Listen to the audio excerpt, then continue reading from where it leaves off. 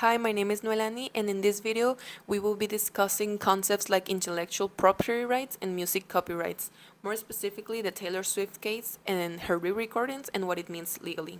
So, for some context, Taylor Swift is a singer-songwriter that started her music career when she was 16 years old, when she was signed to a record label called Big Machine Records with a 13-year contract. With this record label, she released 6 studio albums.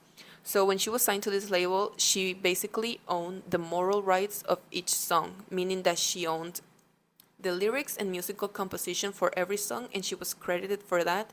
And those are basically the moral rights. But the master's recording, which is essentially the final product that the public hears, was owned by the label, and she received royalties from that. So those are the patrimonial rights, and that's how they are usually distributed. The label gets the biggest percentages, and Taylor just gets a small percentage of royalties from each song. In the music industry, it's very common for artists to sign away their rights to the songs to the record labels in exchange for other things like financial support and distribution. But the interesting part comes around 2019 when her contract ended and she made it clear to the label that she wanted to purchase her previous 6 albums.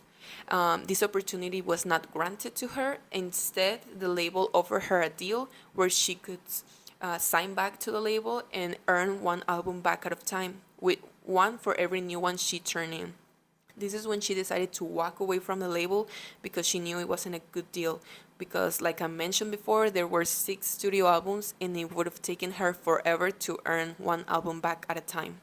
So, after she left, the label decided to sell her entire catalog of music to a talent management called Scooter Brown for $300 million. This individual had Taylor had some bad experiences with this individual in the past, and she made it clear to the public that she didn't want to be associated with him, and she didn't want her music to be associated with him as well. So this is when she announced that she had plans to re-record her early albums.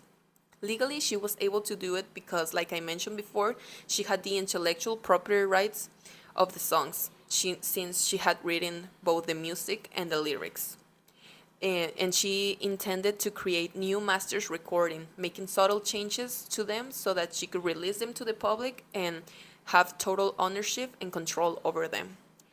As of today, she is now signed to a record label called Republic Records, and they believe that she should own everything she creates.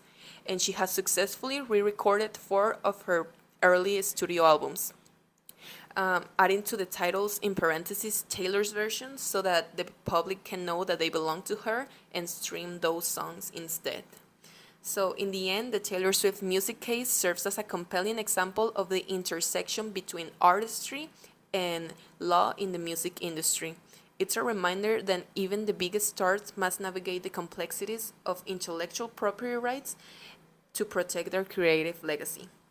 Thank you.